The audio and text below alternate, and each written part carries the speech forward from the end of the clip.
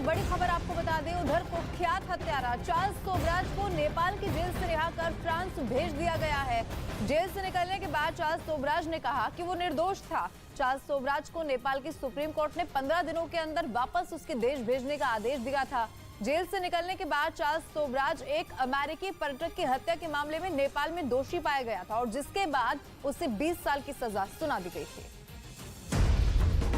आज तक को पछाड़ न्यूज़ 18 इंडिया बना भारत का नंबर 1 न्यूज चैनल। देखते रहिए न्यूज़ 18 इंडिया। दूसरी तरफ डॉक्टरों की कमी से भी बीजिंग बुरी तरह जूझ रहा है। खबर है कि पूर्वी चीन के शहरों से बड़ी संख्या में डॉक्टरों और नर्सों को बीजिंग पहुंचने का आदेश दे दिया गया है।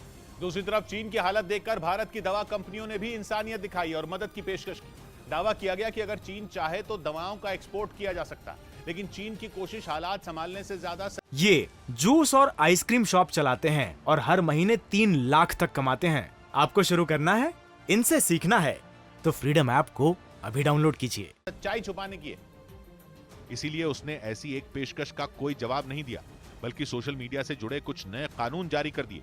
सरकार के खिलाफ कुछ लिखना तो चीन में बीते 2 महीने से जुर्म है। अब किसी सरकार विरोधी पोस्ट पर लाइक का बटन दबाना भी जुर्म माना जाएगा। चीन की मुश्किल यह है कि उसके लाख दबाने के बाद भी सच पूरी दुनिया तक पहुंच रहा है। सोशल मीडिया पर लोग सरकार की बदइंतजामी की पोल खोल रहे हैं। वो चीन जो दुनिया की हर महाशक्ति को टक्कर देने को तैयार है, वो अपने नागरिकों को इलाज तक नहीं दे पा रहा। इसीलिए चीन ने अब अपने नागरिकों की आवाज दबाने का नया प्लान बना लिया। नए नियम लागू करने का ऐलान भी कर दिया गया। इधर चीन समेत दुनिया के कई देशों में कोरोना मरीजों की गिनती अचानक बढ़ने के बाद भारत ने भी सावधानी बरतनी शुरू कर दी। देश के कई शहरों में एयरपोर्ट और रेलवे स्टेशनों पर यात्रियों की जांच शुरू हो गई। हालांकि ये अपील भी की गई कि लोग दूसरे देशों का हाल देखकर कतई न घबराएं। पटना के रेलवे जंक्शन पर यात्रियों की रैंडम जांच शुरू कर दी गई। स्वास्थ्य विभाग के कर्मचारी यात्रियों की रैपिड टेस्टिंग करते दिखे। यहाँ पर टीम तैनात कर दी गई है जो सुबह 6 बजे से रात 10 बजे तक काम करेगी। ऐसी ही तस्वीरें पटना के एयरपोर्ट पर भी दिखी। एयरपोर्ट पर भी यात्रियों की टेस्टिंग का इंतजाम किया गया। पटना एयरपोर्ट पर भी जांच शुरू हो गया है और जो लोग भी बाहर से आने वाले हैं उनकी रैंडम जांच की जा रही है। एयरपोर्ट पर बड़ी संख्या में ऐसे यात्री भी रहे जिनके चेहरे पर मास्क लगा दिखा। दूसरी तरफ केंद्र सरकार ने इससे जुड़ी सख्त गाइडलाइन भी जारी कर दी। केंद्र सरकार ने खास तौर पर विदेशों से आने वाले यात्रियों के लिए दिशा निर्देश जारी किए और ये साफ कहा कि जिस देश से यात्री आएगा उसका उस देश में वैक्सीनेशन जरूरी होगा। बिना वैक्सीनेशन उसे देश में आने नहीं दिया जाएगा। एयरपोर्ट की एंट्री और एग्जिट वाली जगहों पर मास्क लगाना और सोशल डिस्टेंसिंग का पालन करना जरूरी होगा। इसके अलावा कोरोना से जुड़े लक्षण वाले मरीजों को आइसोलेट किया जाएगा।